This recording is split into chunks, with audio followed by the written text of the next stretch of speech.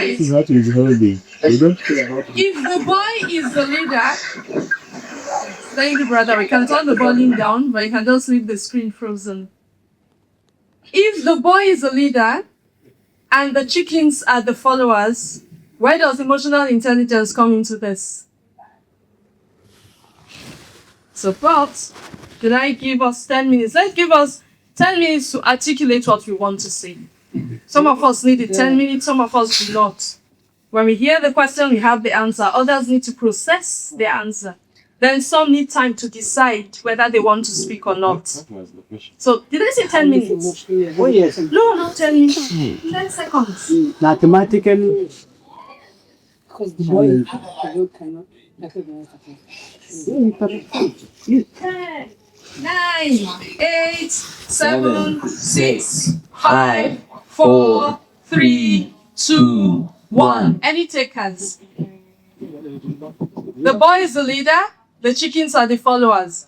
Sure, let's move ahead. So that's 1, then 2, and I would like to see a few fresh hands. Here's 1, inshallah.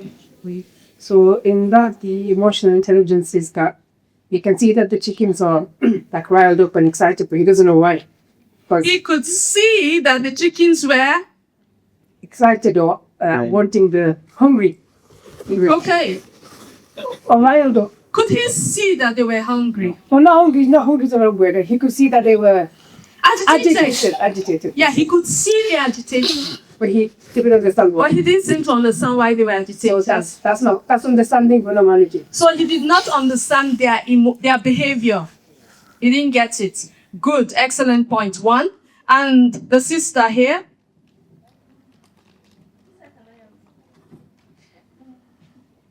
I think the boy, he didn't understand the needs of the fellow. If he has intelligence, he's intelligent, he would order that food for them. The question is, if the boy is the leader and the chickens are the followers, where does emotional intelligence come into this? If we use the boy and the chickens, we use them as our case study. So one person over there said he could see the behavior, so he could see their behavior, but he didn't understand what was behind it, which ties in with understanding the emotions behind actions. And then the sister here also said he didn't know how to respond, correct? Did I get you right? Summary. He didn't understand their emotions either. He didn't get why you were agitated, right? So I heard somebody wanting to say something. Once he said, sorry I'm laughing. One pointed at the other. The person being pointed at gave this look up. Go ahead, sister. Go for it. You've got an answer. You've got a thought. No, the boy could not understand why the chickens acted that way, so he acted rashly. He was very impulsive. Obviously, he didn't use his mind. He didn't understand the objective of the chickens, so he was agitated. So now she said her very last sentence is what I want to pick up. He became agitated. The fact that he was holding the bag meant at some point he wasn't agitated. Somebody said, here's a bag, you go give the chickens. Maybe he was even enthusiastic, happy. So if I use a Malay term, maybe he was a city kid who just went to the kampong for the first time.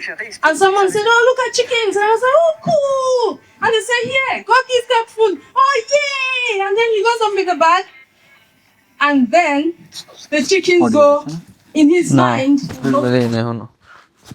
Chasing all over the place, keep making noise, and then he was agitated too. What is about that ability? It's many components, but one of the components is knowing how you are affecting others and how others are affecting you, and then being able to regulate yourself and regulate them. Sort of puts a block between how they are feeling and acting and how you then choose to feel and to act. So we'll look at the components And as we go through this, I will find ways to attach them to the habits that we didn't cover yesterday. Inshallah. All right. So, why is emotional intelligence important for leaders? We will take the answers you just gave as part of the reason why. And let's try and break that down. We want to pause for a minute and go back to what we think about leadership. Indeed, it's true that leaders tend to have designations. The head of the department, the vice chancellor of the university, the chief of police, they have designations. They have labels attached to their roles as leaders. It's true, it's necessary. Leaders usually, some have to have a title, some have to have a badge, some have uniforms, some have offices, especially for themselves, some even have specified parking spaces in the car park. Some of these things are necessary, but that's not the essence of leadership. It's not the purpose of leadership. Leadership is more about responsibility, your ability to respond in a way that's beneficial. Leadership is that ability to act in a way that brings benefit. You have to have that purpose in mind, that there is a goal, and that goal should be beneficial. And that is what leadership is about. It's not about the titles and all the other things. All the other stuff are just meant to sort of help you fulfill the responsibility. So one can be a leader without any of those things. No title, no badge, no special office, no special parking lot, no special anything, and you will still be a leader. If, when acting, you are matching your actions and choices to your context. So we go back again to the boy and the chickens chasing him. There was a context. By context, we are talking about the things happening around you, the people around you, the animals around you, the events. There was a context. There is a context where a boy holding a bag of food would not create agitation in whoever is meant to receive that food. But the boy didn't understand that context. That in this context, when you hold that bag, regarding chickens who are used to being fed in that way, the chickens will come straight towards you. They want the bag. He didn't get that context. So part of leadership, being a leader, is understanding what's going on with people, what's their context, and how are they perceiving and responding to the context. Context is recognized and valued Islamically. In Islam, context matters. There's a principle that jurists would usually use, Muslim jurists. They would say there's no denying the fact that with change in context comes change in ruling. That yes, we've got our rules in Islam, haram, fard, and so on and so forth, mustahab, makruh. But you see, the ruling for a specific situation will switch based on context. Let me use a common example. We all know this one. Is fasting compulsory? Yes, if you're adult and you are healthy. But if you are sick, does the ruling change for you? Yes. If you are ill and you already started your fasting for that day, even if it's Ramadan fast, you are required to break the fast if you are ill. Correct? And if you are traveling, depending on distance, depending on the madhab you are going with, at a point, you will be allowed to do what to your salah? Qasr, shorten them, combine Zuhur and Asr at the earlier or the later time, Maghrib Isha, later or earlier time. So the general ruling is still there, but because your context has shifted and changed, the ruling changes for you at that moment. So a leader holds this principle in mind when dealing with people. Context, and what then should be your response based on context. There is the context that you say is general, then there's personal context. There's what's going on inside the person you are leading or the people you are dealing with. There's what's going on the outside. Emotional intelligence is now saying you need to have the ability to understand what's going on outside and inside. If you don't, then you will misread the outer situation completely. For the boy and his chickens, all he knew was they were chasing after him. So he could see their external context, but he couldn't interpret it correctly because he didn't get what was going on in the minds of the chickens. Usually, do we even know what's going on in chickens' minds? Emotional intelligence says you don't have to be a mind reader, but you can read cues. That's a competence. So there are two directions of leadership, internal and outward. Leadership outward is where you are choosing or focusing on leading whatever is going on out there. Internal is where you are focused on leading what's going on in here. So the competencies will focus largely on the self. You start with yourself. The self here, we are talking about your entire being. Your body, your internal processes, what we would often see as qalb, that's how it's read. In English, we would say the heart or the mind. And then the spirit, the ruh. So we'll use the metaphor. If you remember yesterday, we had that journey. The circle we drew and said the journey of life. So if we use the metaphor that you are that traveler, you've got your car, your vehicle. The vehicle has to have its engine. You are the driver. So leadership begins with taking charge of your car, your vehicle. In this case, we'll say your car is your body, your physical self, your physical form. The engine of your car is your mind or your heart, your internal processing of whatever is going on out there. And what kind of judgments do you then produce? What kind of opinion or beliefs do you then produce at the end of the day? What kind of wishes and wants? And the last part, the ruh, the spirit, that's part of you that the angels take. You remember we had that visualization yesterday. That's the driver of the car. So if you want, you can think of it as the car or a plane, engine, and the driver. Or for those who prefer planes, the plane, the engine of the plane, and the pilot. So that's you mastering your journey. So here we are going to talk about the second habit. Yesterday we talked about the first one. The second habit is the habit of be proactive. Being proactive simply means learning how to choose based on principles, not emotions. It might seem counterintuitive. Aren't we talking about emotions when we say emotional intelligence? But we are saying yes. If intelligence means knowing what to do and how to do and why to do stuff, then emotional intelligence means knowing what to do with emotions and how to handle them. And one of the ways to handle emotions is to make sure they've got an anchor in principles.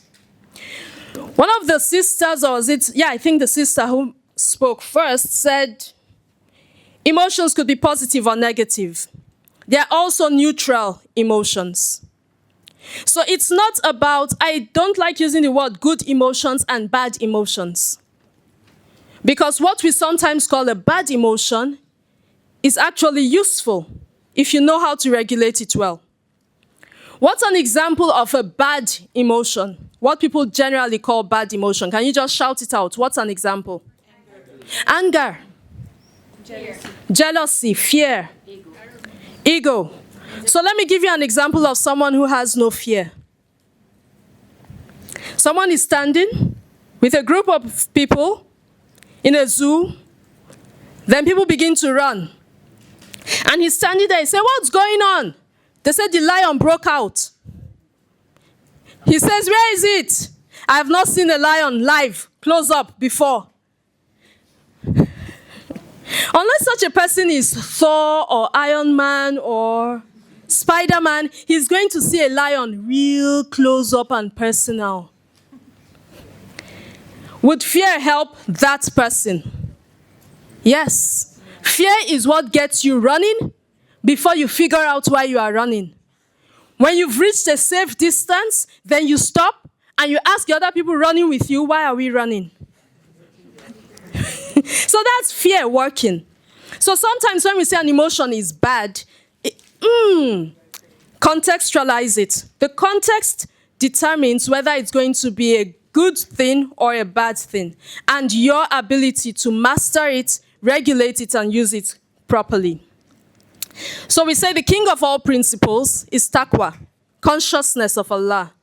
That I think it's beyond just consciousness. It's about love of Allah and fear of Allah. Because taqwa is about when you press the brakes because Allah says you shouldn't be doing this or going there. Taqwa is about when you race to something because Allah says He loves it, you should be there. So that's why I call it's both fear and love of Allah. And if we anchor emotions in that, it's the first way of regulating emotions. So the 4 components that we'll be looking at today, depending on where you go, you'll find 5 or 4. I'll focus on 4. The second is self-regulation. The third is empathy. And the fourth, social skills or relationship management. So I'll repeat again. We can use different words, but the first is self-awareness. The second, self-regulation. The third, empathy. And the last one has to do with social skills and managing your relationships.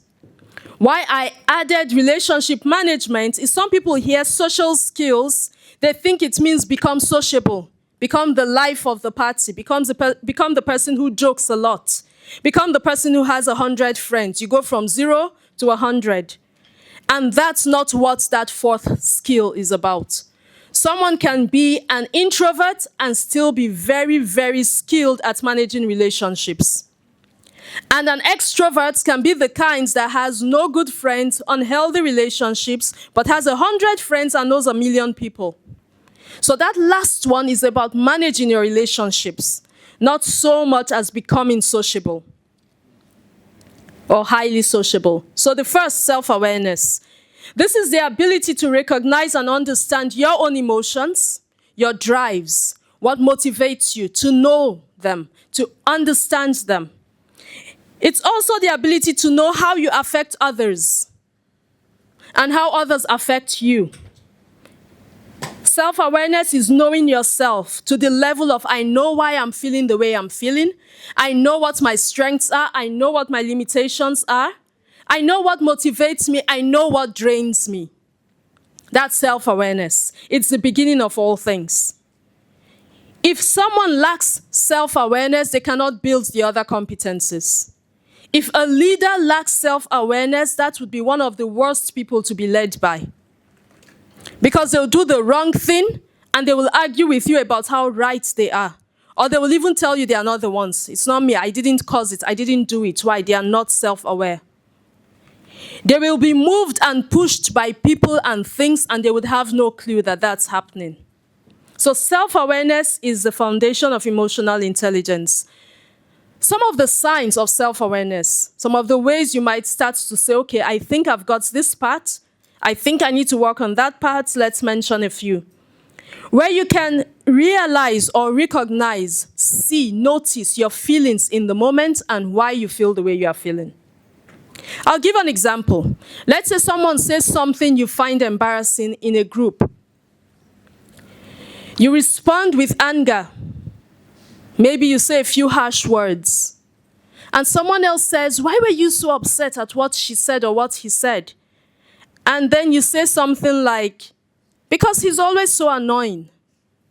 Yes, there is anger, but what brought the anger to the surface was a sense of embarrassment or humiliation. Self-awareness helps you notice even in the moment as you are getting angry that I am getting upset, and I'm getting upset because I find this embarrassing. That's self-awareness. Self-awareness might say, I know why I'm talking this way right now. It's because I am so enthusiastic about what I'm going to do. Self-awareness. So they call that recognizing or noticing your feelings in the moment. Many times we notice our feelings when the issue is past. Before sleeping. I'm sorry? Before sleeping. Before? Sleeping. Sleeping, yes. When you suddenly remember, oh, there was a way I was acting, there was a way I was saying this, but you remember it much later. It's not a bad thing to notice it later, but the more self-aware you become, the easier it is for you to notice in the moment. So as you are doing something, you are catching yourself doing it. Whether it's positive or negative, helpful or not, but that noticing in the moment.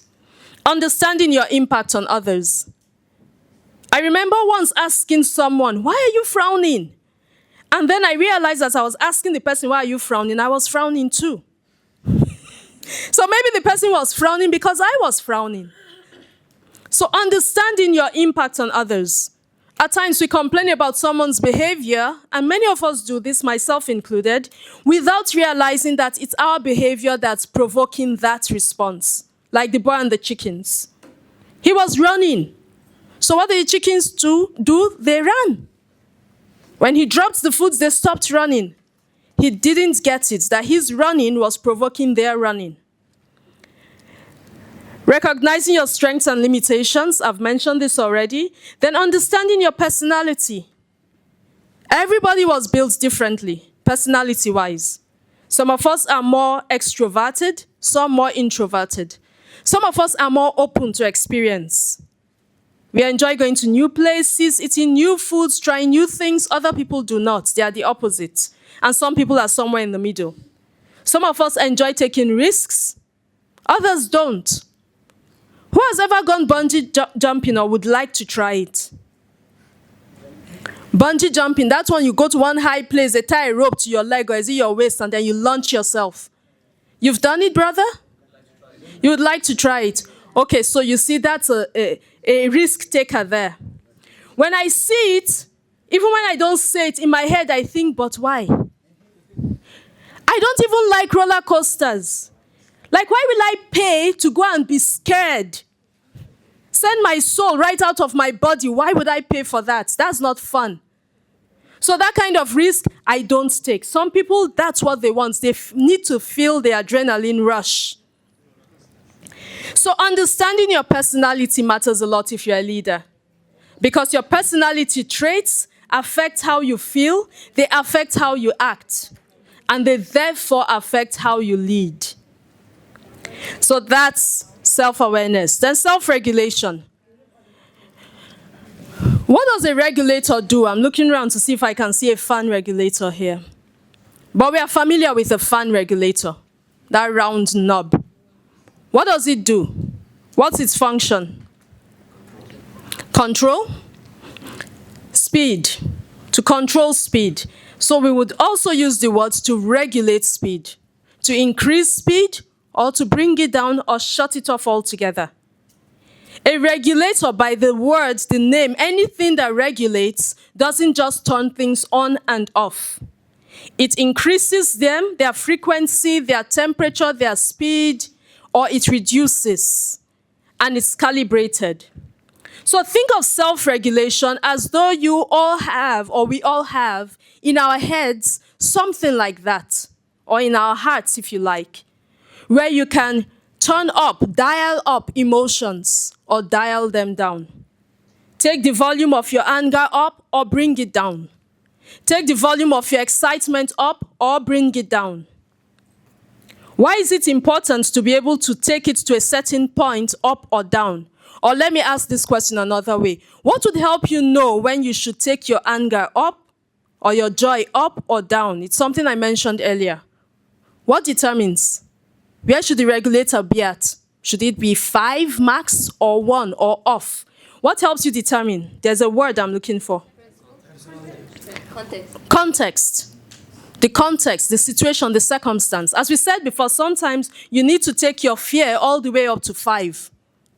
As long as you don't have a heart attack at 0.5. And then bring it back down again. There are times you need to take your anger up or bring it back down again. There are times you need to take enthusiasm up or bring it down. It's often said that in business, you have to know how to take enthusiasm up or down appropriately. Because there are situations, business situations, where you should be very skeptical and your enthusiasm should be low.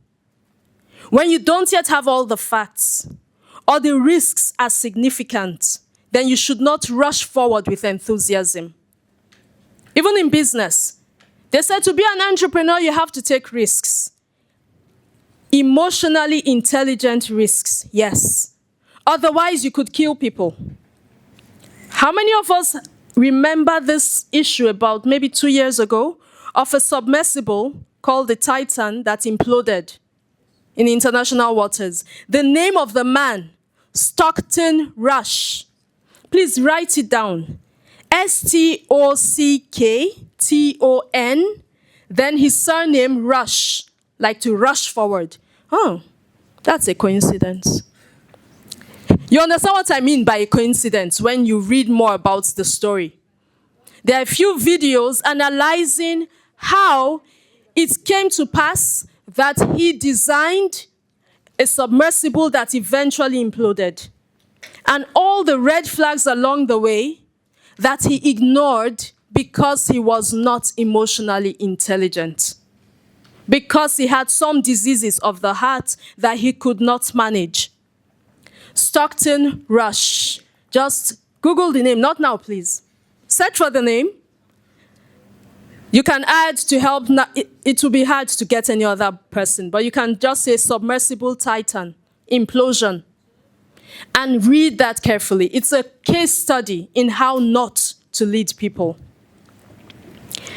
So signs of self-regulation is that this person doesn't transfer aggression. This person can adapt to change, especially unpleasant ones.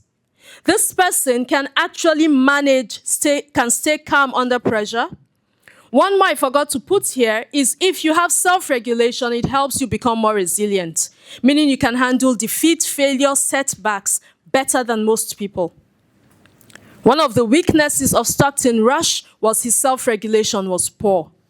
He couldn't handle setbacks. Any criticism was perceived as a personal attack. Failure apparently to him meant the end.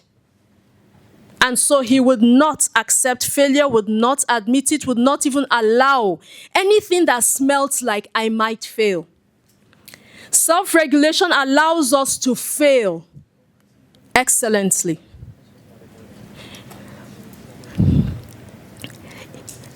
Now let's talk a bit about these emotions, regulating them.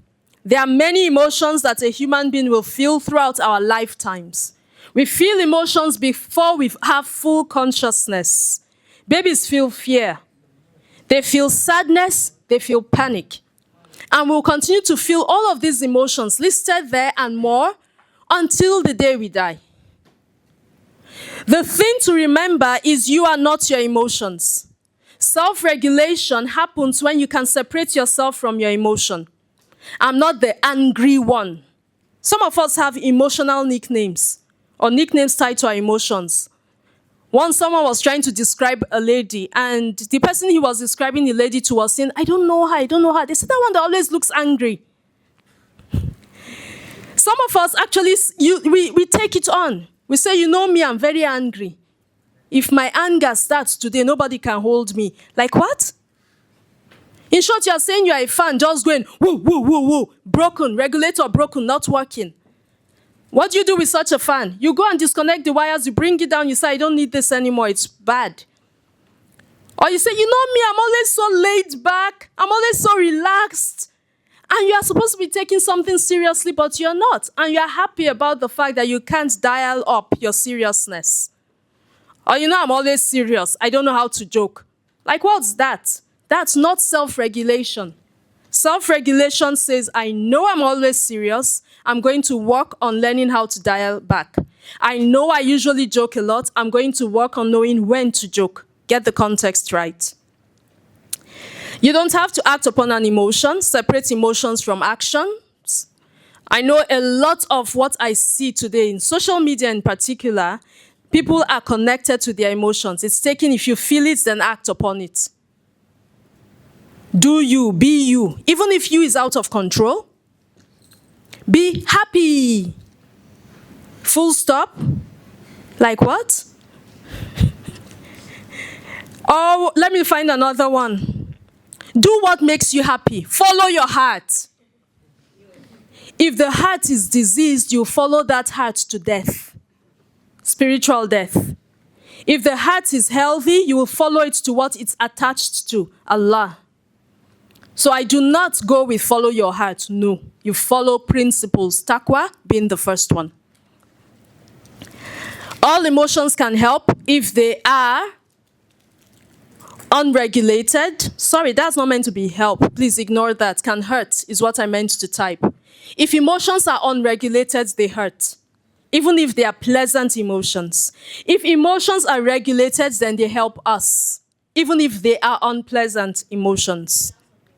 Learning how to regulate them is part of jihad bin nafs. So self-regulation is actually jihad bin nafs. Did you have a question? How can good emotions hurt if you don't regulate it? How can we? How can good emotions hurt if you don't regulate it? That's why I use the word pleasant. A pleasant emotion is joy. I think it's a German word, Schadenfreude. It's joy at someone else's pain. Yes, it's a real word. They call it joy at someone else's pain or sadness. So joy is a pleasant emotion. But when someone is sad and you are joyful, that's so wrong.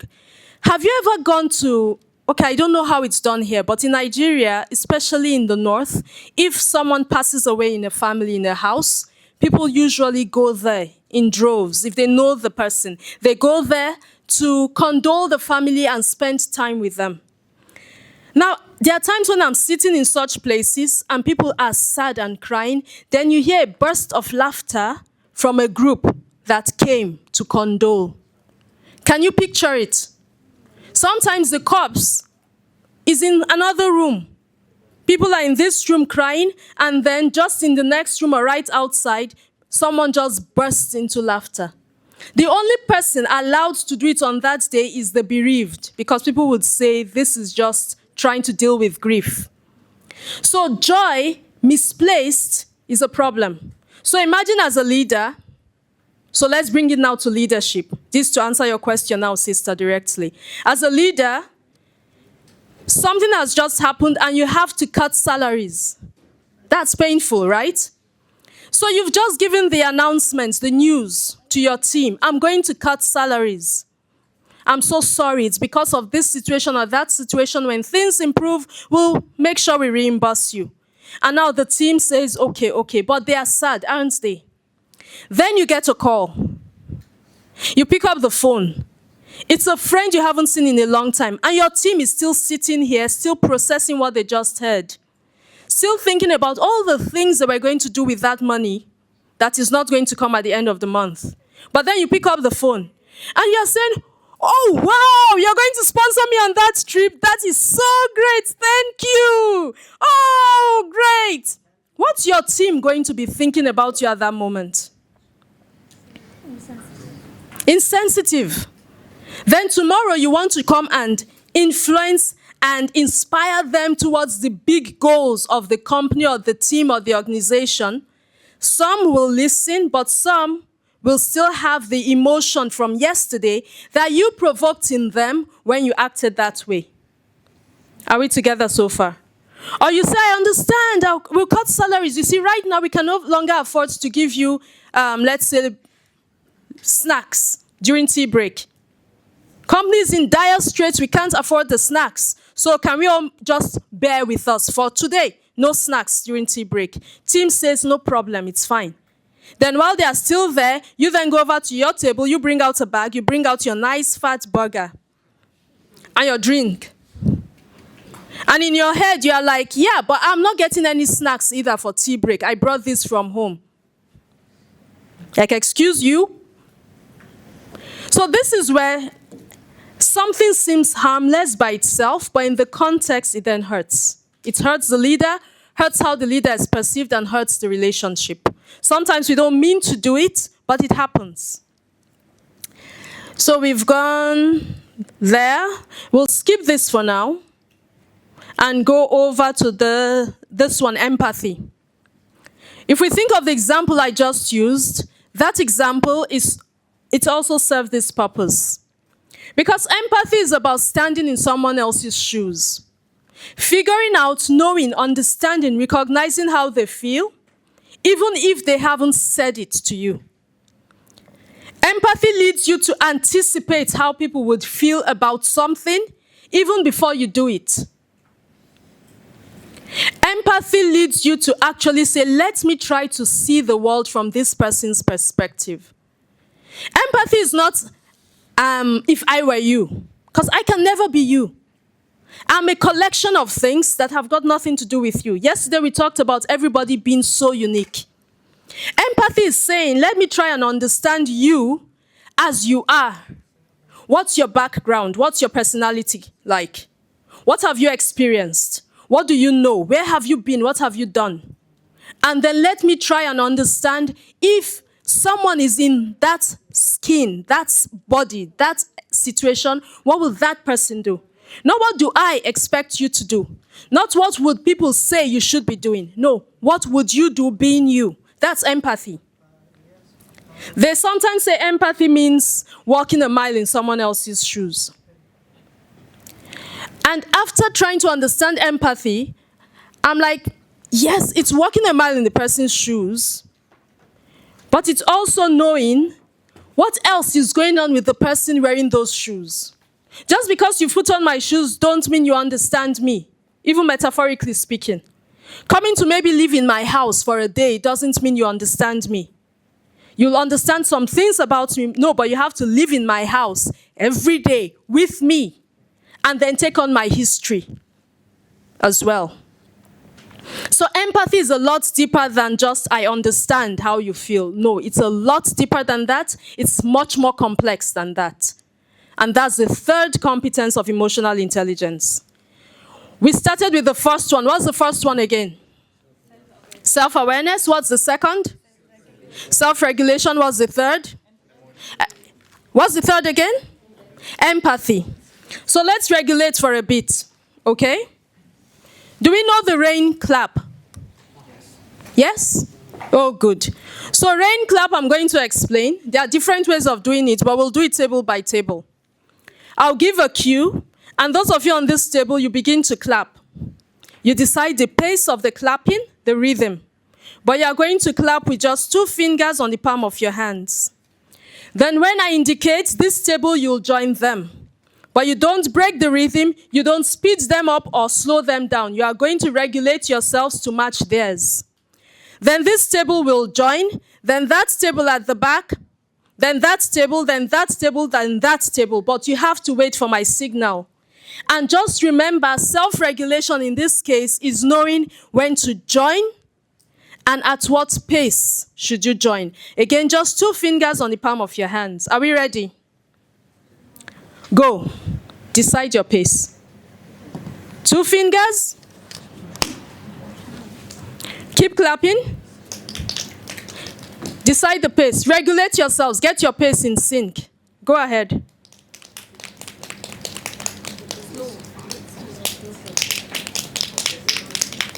I'm letting you regulate and decide. You have to have the same pace. Has everyone understood first? Everyone goes at one. We do 1, 2, 1, 2, 1, 2, 1, 2. Okay, I want it even. So go 1, 2, 1, 2, 1, 2.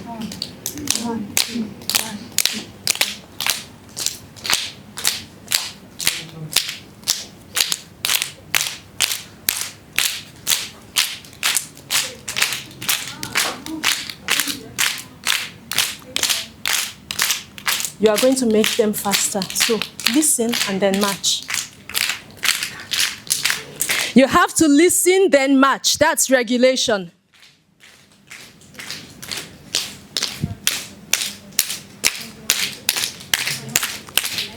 There's a table out of sync here.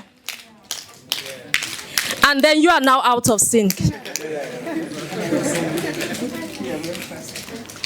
For those clapping, if you are still in sync, go to 3 fingers so they can hear you better.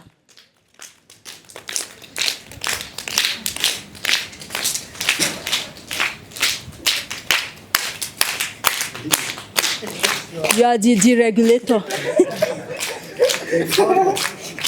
Increase the volume, maybe a bit harder.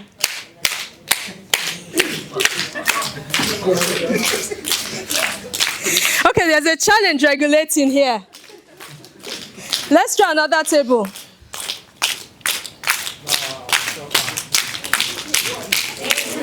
Regulation means listen, then match, join. Not listen, then outrun. Are you tired? Full hands then.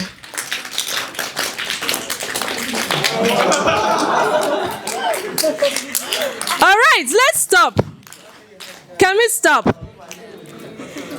Is it easy to regulate and then match? Self-regulation is not easy. Empathy is not easy. If you look at this exercise, what we are trying to do, we are trying to say, understand where they are at, then match them. So we are going to try one more time before we go back to the job. This time we'll try from this end. It's a skill to listen, because that's the ear that's working, then to manage the body to do what the ear is hearing. But it can be done. So let's start with this table. You are starting this time. Start, please.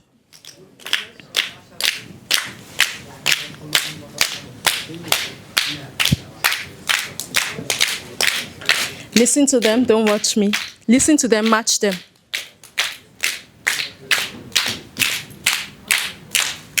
Going well?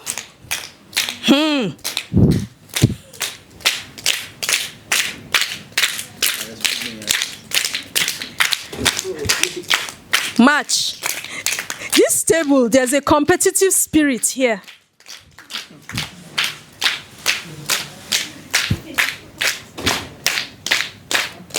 These tables. We are speeding them up. Then this table.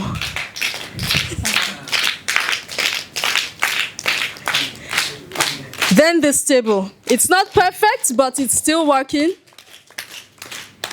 Listen to this group, then follow them. You can also watch the group. Some of us listen better with our eyes. This table. You can either listen to follow or watch to follow. Do not increase speed, but now clap harder.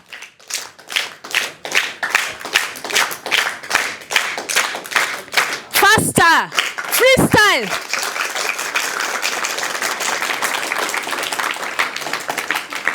Okay. Empathy requires listening. And I can't remember the person who said this now, but I'll paraphrase what he said. He said, you listen with the ears, with the eyes, and with the heart. Heart, yes. With the ears to the sound, the words, what was said. How does the clapping sound? You listen with the eyes. What are we listening to? When we listen with the eyes, what are we doing? Body language, facial expressions, gestures. So when I said, now part of my fault was saying listen, then join. Because I was speaking from my own shoes. I can listen and match the pace just by listening. But when I then said to this group, you can also listen with your eyes, you can watch. A number of them were happier to watch and then match, not listen. So listening with the eyes is seeing what's going on and can I understand that? The last part, listening with the mind. How many of you here felt the pace inside yourself? How many can say they felt the rhythm of the clapping in themselves? Not that you felt a vibration, but you could feel it internally. Did the hand go up? Yes. When it comes to listening, even to sound, some of us listen more with the mind. Think of nasheeds, think of songs. There are times it's your mind that's following the rhythm. And then you feel the rhythm in your head. You didn't hear it, you felt it. So for some people, the matching other space was easy once they knew what the rhythm was. And they just felt it and they just kept to time. Empathy requires listening on all three levels. Some of us are better listening with our ears, some with our eyes, and some more with the heart. When you listen with the heart or the mind, you are trying to understand the emotion. What are you thinking? What do you mean? Where are you coming from? How much time do I have? I forgot to ask for time to be marked. How many more minutes? 50? 50. 50. That brother knew I was trying to con him. I said, oh, 50, thank you. All right. So there. This part is where the work comes. Picking up on unspoken feelings. Emotions are not uttered, they are not said. That's the real work. If someone says, I'm angry, you say, well, he said he's angry. If someone says, I'm happy, she said she's happy. But the emotions that are not uttered, that's where the work comes. In all our interactions and relationships. For a leader, like I said before, if you cannot pick up on some of those emotions, then you will miss the mark many times. You will have good intentions, but you won't be able to. I'd just like to hear from any group.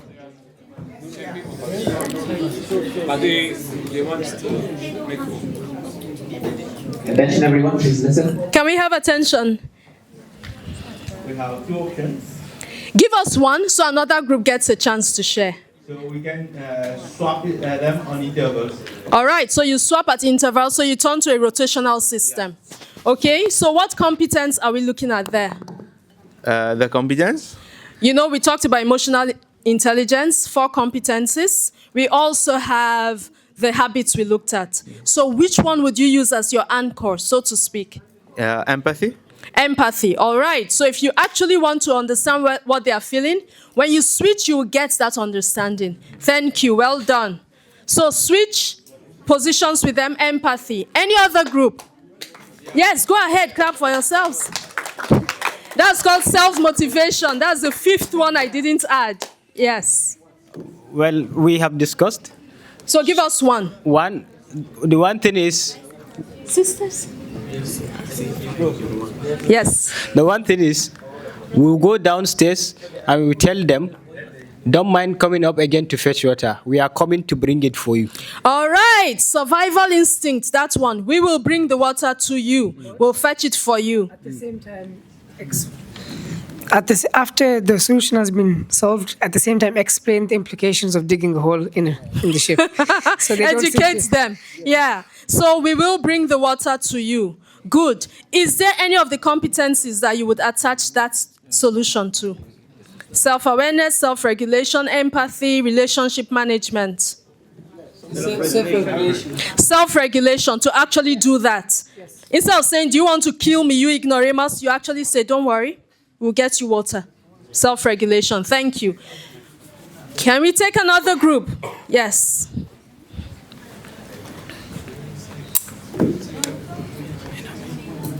You got it.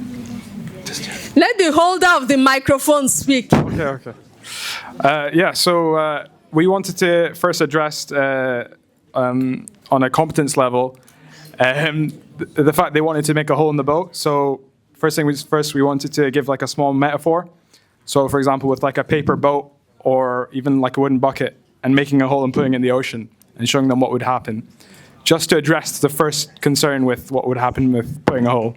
Okay, And so then- one thing you would definitely do is educate them in a practical way Right. of what would go wrong. Yes. All right, so we'll take that. Okay, yeah. I know you've got more like the other groups, but we want to hear from a few more groups if you don't mind. The MC is seriously doing his job. Any other group? Yes. So we'll suggest to send one coordinators from each part. So we will send a coordinator from the low part to the up part and had a conversation with them, and we understand each other so they could know what our situation. Then let them bring the water to the down part. Okay, so you would also include in the solution, have a meeting, so to speak, between representatives from the two groups to sit and to talk. Yes. And then you would help get the water for them. Yeah. Good. Any other group? No? Great. So I will wrap up by stitching together all the suggestions. One would be, let's talk, let's understand, what is this about? In case there's something we are missing. Because the assumption is you want to make a hole in the bottom of the boat because you don't know the implication. A conversation will make that absolutely clear. Al-yaqin la yazulu bishak. We may have suppositions that you don't know, but let's be sure.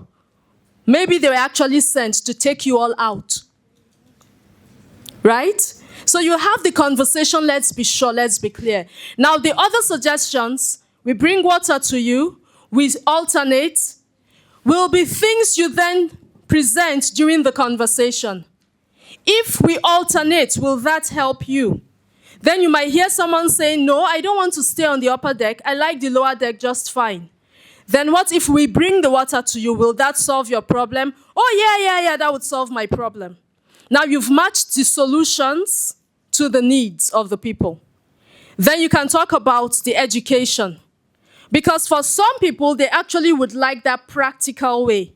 That once you get a bucket, you make a hole in it, you dip it in the ocean and pull it up. It's like, oh, we weren't so clever after all. For somebody else, just explaining, then the person says, oh, I didn't think about it that way. What's the best way to educate or to explain? It would help if you have a conversation. That's why you see all those feedback forms going out. It's just so that people get an understanding of what works for the group. To close up, as a leader, the struggle, the striving, the jihad bin nafs continues. It doesn't ever end. There's no arrival point. There's no, I am now emotionally intelligent. Every context will bring something new and will help you ask yourself again, am I being self-aware? Am I self-regulating properly? Am I matching my response to the context? Is there information I need to know? Am I listening clearly?